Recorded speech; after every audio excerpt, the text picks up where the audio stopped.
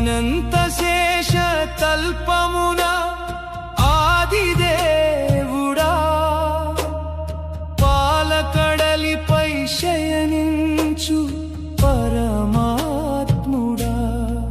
నాభి పద్మంబున సృష్టిని గాంచిన బ్రహ్మజనక విశ్వమంతా నీవే నిండిన కమల నయనా